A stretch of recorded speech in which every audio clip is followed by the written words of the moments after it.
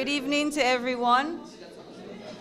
I want to first recognize in our presence the Honorable Prime Minister and Minister for Finance, Dr. the Honorable Roosevelt Skerrit, your parliamentary representative, Dr. the Honorable Kenneth Daru, my cabinet colleagues at the head table, Honorable Blackmore, Honorable Justina Charles, and I've noticed Honorable Daniel is also here to lend us support.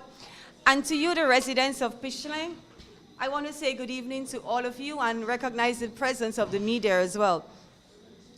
It is a pleasure to be here this evening to meet with you and your parliamentary representative and the rest of my cabinet colleagues to have a discussion with you on what your government has been doing for you and what we plan to do for you in the near future as well. As a Minister for Public Works and Ports, my main role here today is pretty easy. I'm here to discuss with you what we're doing as it relates to the infrastructure in your area, including in the Pichelin community. And I'm sure, as we've heard from your PAREP, most of you know what I am going to speak about today. I'm sure it's a project that you're all excited to hear about. I'm sure it's a project that you already know will impact positively on your lives.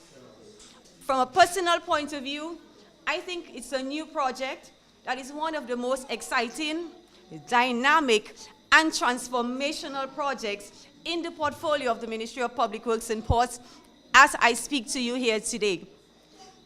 It is a project I am sure on completion will bring a smile to all of your faces, and you will say in one voice, your government is working for you.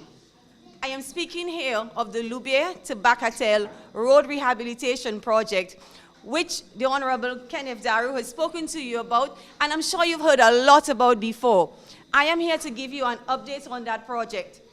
That project is going to cost in excess of £30 million sterling. This is over 100 million EC dollars.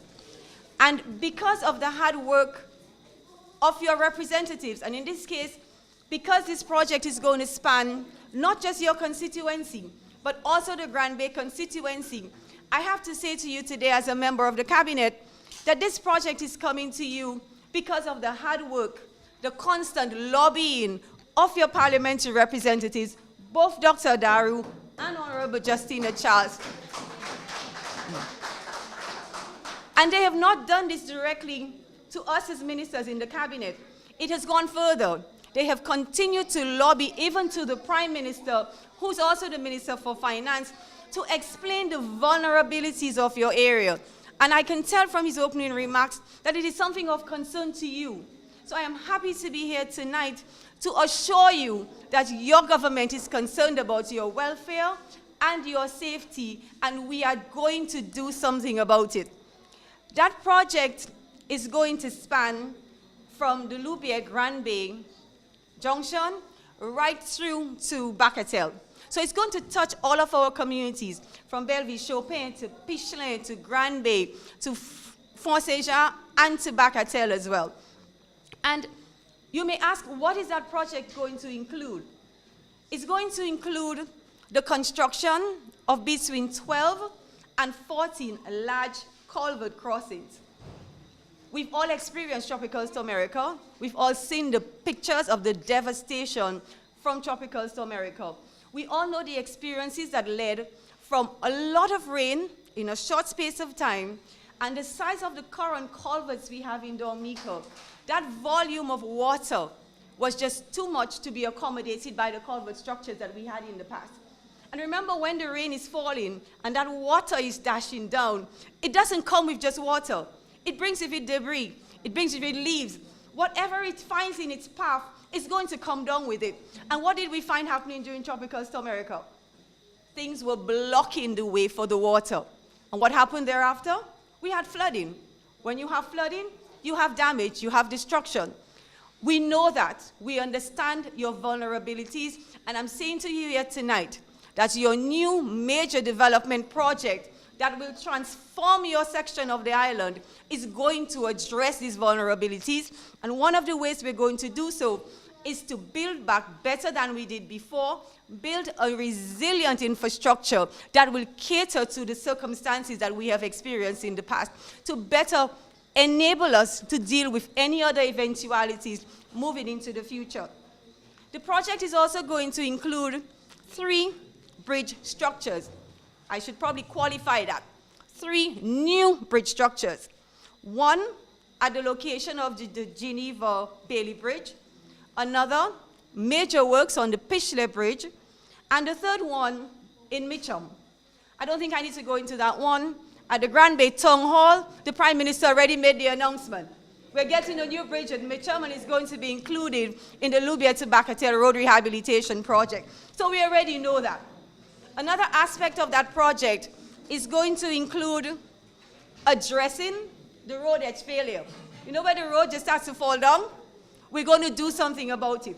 Because it's not safe for you and me to drive on the road, and we do not want another situation where we're going to have even more of that road collapsing. So what that project is going to do, it is going to start with a feasibility study to look at the area, bringing experts to do an evaluation of the area, to determine how do we ensure and how do we protect the road that is going to be built in the future under that particular project. So I'm sure that you're going to leave here today knowing that your government is concerned about you and that we understand the situation that you're in. And thanks to the able representation, again, of both the parliamentary representatives for the 2 constituencies affected, we are going to do something about it. In addition, it's going to include coastal protection works and raising the road in the Dubic area. Another one is going to assess the cliffs. You know, in some cases, either we go into the cliff or we fall down in a little deep hole. They're going to look at those areas, and what they're going to do is to determine which areas, whether we're going to do a retaining structure to protect the road and make it wider, or whether we can go into the cliff and cut or shave through the cliff, as they say. Trust me, your project is going to make you all smile and know that your government is working for you. As I've already said, most of the funds are coming from a grant from the British government. We understand already, in order to finance any project, you have to have revenue. So the government can choose to do works for putting more taxes on us, or they can do it from loans or grants. In this case, the British government has already pledged $30 million, and that is going to go towards that project. Projects like those, funded through grant, is often accompanied by what we call counterpart funding, which means your government also has to put money towards that project. Those funds that will represent our contribution has already been approved by the Minister of Finance. So at the end of the process, that project is going to be jointly funded by your government and that of the British government as well. Where are we now as it relates to that project?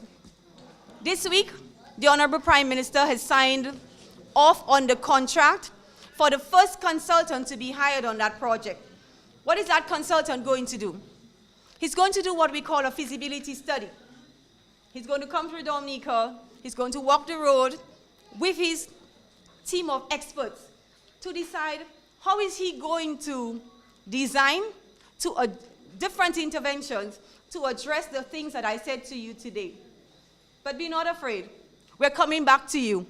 I am going to come back to you very, very shortly because PM has already signed off, given my ministry permission to sign the contract with that consultant. Once we do, we're going to come back to engage the people whose lives are going to be affected by the project. And let me tell you why.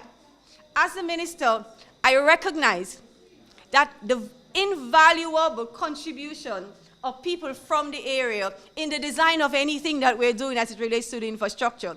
You're the ones who experienced Tropical Storm Erica. You're the ones who saw what was happening.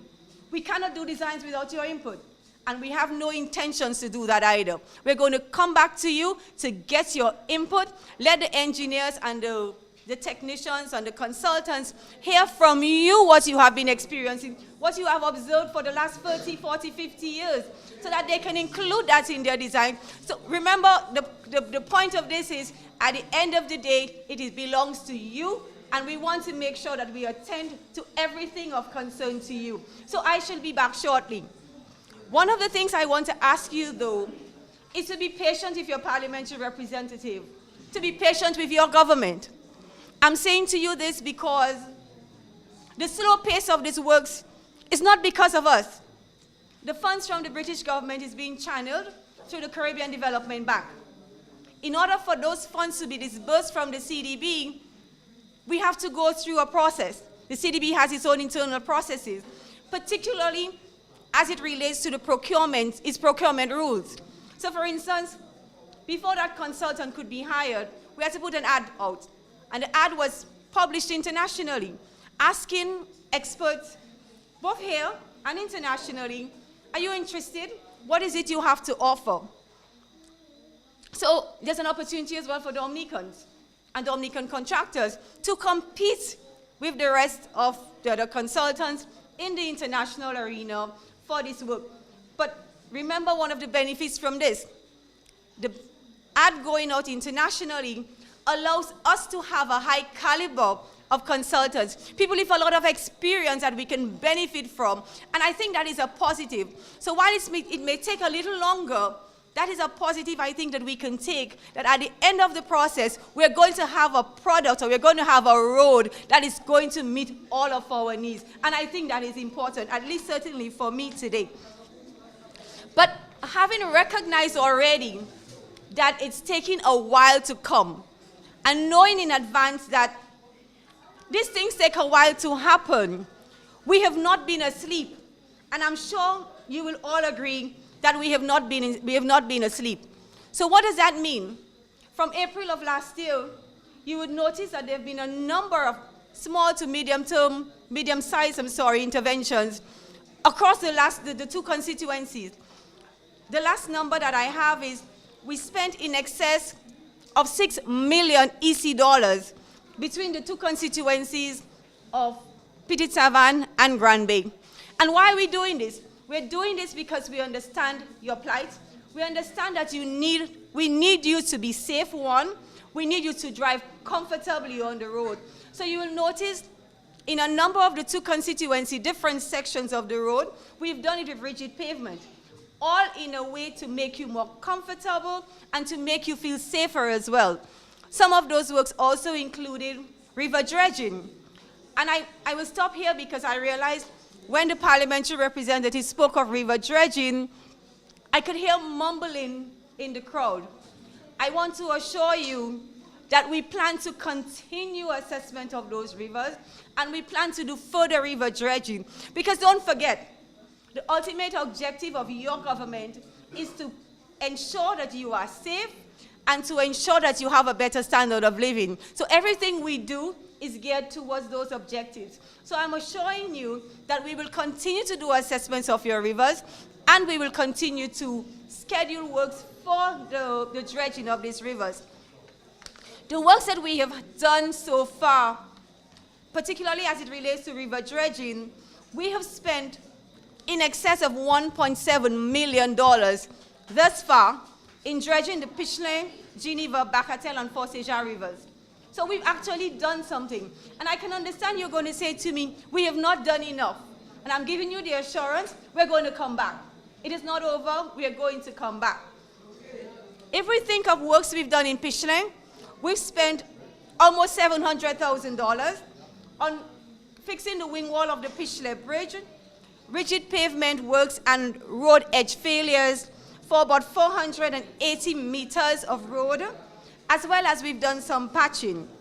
Not far from here, we've seen the works at Geneva, where we spent quite a bit of money as well, and I think everybody's satisfied with the works that have actually happened.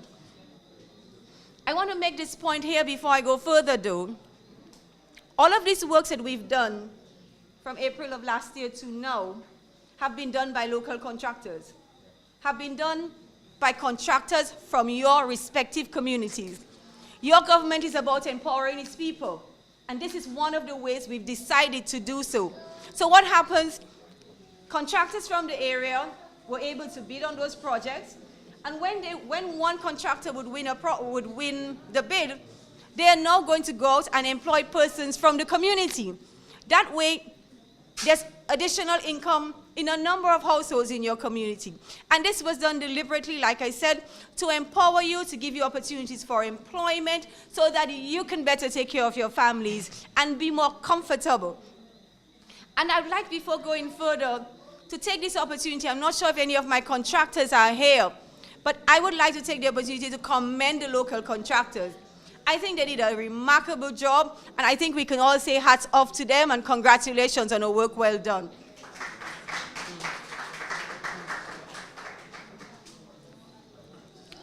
Last thing I want to speak about is vegetation management.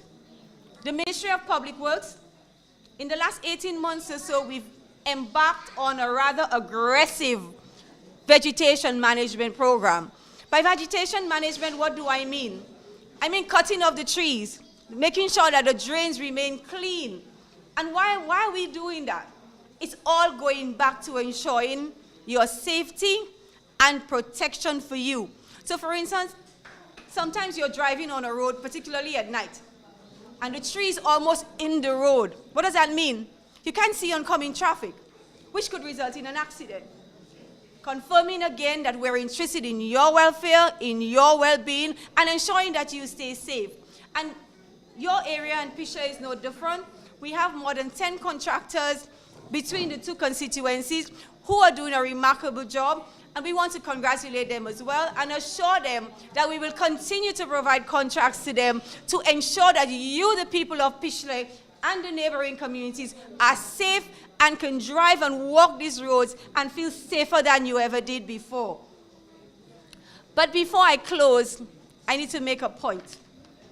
I need to make the point that since Tropical Storm Erica, all of you in here, I'm sure, have noticed that your government has reacted, that your government has not sat back and looked at your plight. Your government has started doing works, and I've listed a few of them for you. Everything I've discussed here tonight, with the exception of the grant-funded Lubia to Bacatel project, has been financed by money received by this government from the Citizenship by Investment program. I'm not going to bore you about the CBI, because I'm sure everybody knows what the Citizenship by Investment program is. And I'm sure many of you here tonight, your lives have already been positively impacted by the CBI money. So I spoke of my contractors who got money. They were able to hire different people from the villages as well, with that money again coming from the CBI. Now remember something that I said earlier. In order for the government to undertake these interventions, they can do a number of things. They can take a loan, which means we all have to pay more taxes to be able to repay that loan in the near future, or they can get grants, or they can, I lost my train, or they can use deposits. In this case, what we have found is the government has been able to use the money from the CBI in order to fund these programs.